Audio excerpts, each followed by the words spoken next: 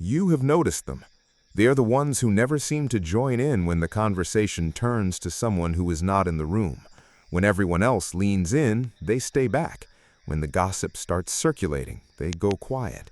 Not awkwardly, not judgmentally, they just do not participate. And you have probably wondered about them at some point, why they never seem to want to talk about other people, whether they are secretly watching and forming quiet opinions about everyone who does join in. The answer is more psychologically interesting than most people expect, and it says something profound, not just about who they are, but about the kind of inner world a person has to have built to consistently live this way. Gossip is one of the oldest human behaviors in existence. Researchers estimate that between 60 and 65% of all human conversation is about other people who are not present. That is the majority of what human beings say to each other every single day. And for most of human history, this served a real and important purpose. In small communities where survival depended on knowing who could be trusted and who could not, sharing information about other people's behavior was genuinely useful. It helped communities regulate behavior, enforce social norms, and build the kind of shared understanding that kept groups alive and functioning. Gossip was not shallow, it was social technology, and in many ways it still is. So the person who does not gossip is not simply living by a stricter moral code than everyone else. They are not naturally more disciplined or more virtuous. They have developed something different, something that required real effort, even if that effort was never fully conscious. And understanding what that something actually is, what is happening psychologically inside a person who moves through social life without participating in its most common ritual, that is where the story gets genuinely interesting.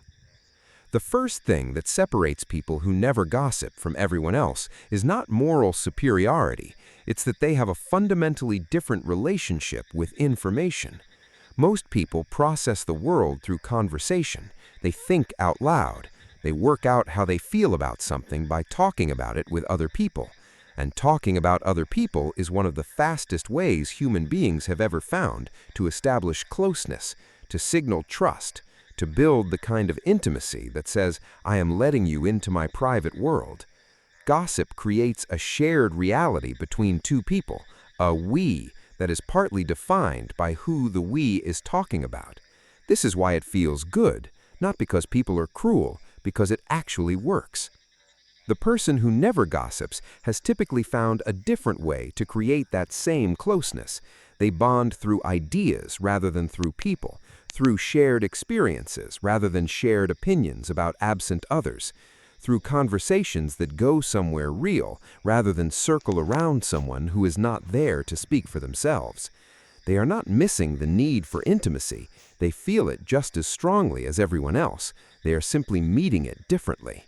And the capacity to do this, to build genuine and lasting connection without using other people as the material, requires a level of social and emotional development that not everyone reaches. There is something else at work too, something that psychologists have consistently found in people who have what is called a high internal locus of control. These are people who fundamentally believe that what happens in their life is primarily the result of their own choices and actions, rather than external forces or other people's behavior.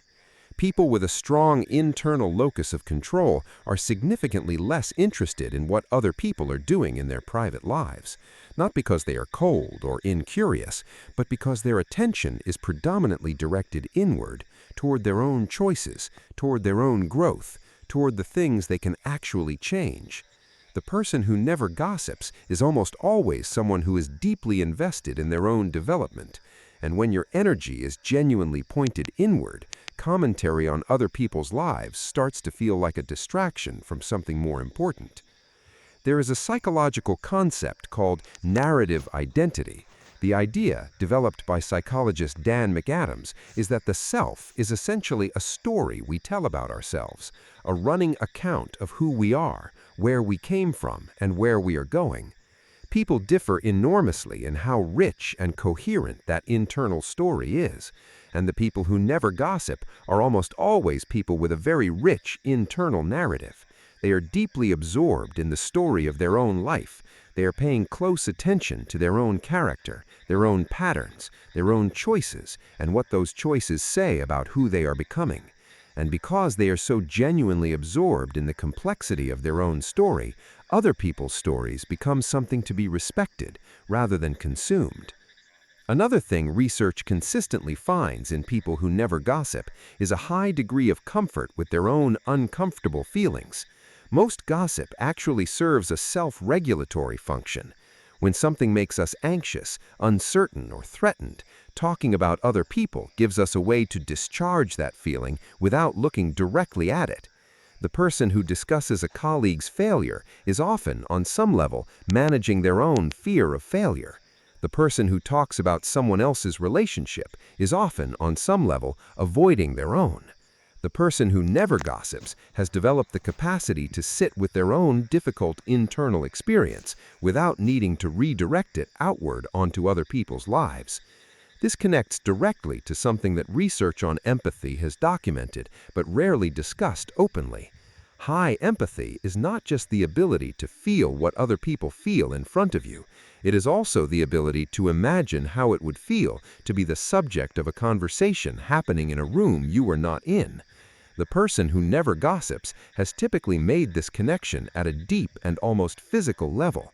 They know exactly what that feels like, and that knowledge makes participation in that kind of conversation feel wrong in a way that goes beyond social rules or moral codes. It feels like a violation of something they understand too clearly to ignore. There is a social cost to not gossiping that rarely gets acknowledged. Because gossip is so central to how most social groups bond, the person who does not participate can feel like an outsider even when they are physically present. They are often perceived as cold or aloof or quietly superior. And sometimes people feel genuinely uncomfortable around them precisely because their refusal to join in makes others suddenly aware of what they are doing. The presence of someone who does not gossip can make a gossiper feel observed, and that discomfort gets redirected toward the non-gossiper.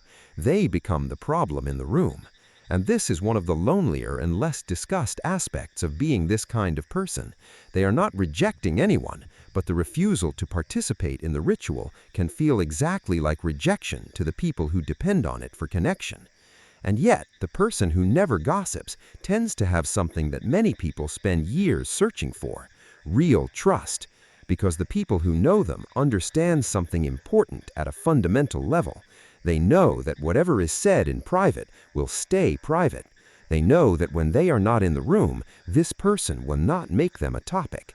And that knowledge creates a specific kind of safety that is becoming increasingly rare. The person who never gossips becomes the person people turn to with the things that actually matter, with the things they cannot say anywhere else. Not because they sought that role, but because they earned it simply by being consistently, quietly trustworthy across years of ordinary life. The silence they keep about other people's lives is not an absence. It is a form of respect so consistent and so reliable that it eventually becomes the most defining thing about them.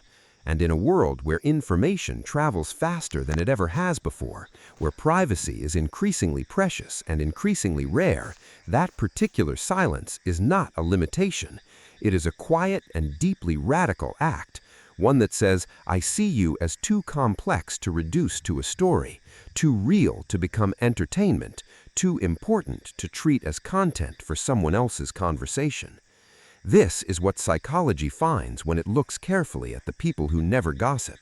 Not saints, not people who have transcended the human need for connection, just people who found a deeper and quieter way to honor it.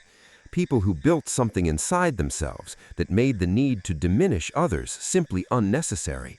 People whose quiet says more about their character than most people's loudest words ever will. And people who, without ever announcing it, create the rarest thing one human being can offer another, a space where you are safe, even when you are not there. New video every week on Sophix, the science of what is really happening underneath. Subscribe if this is the conversation you want to keep having. I'll see you next week.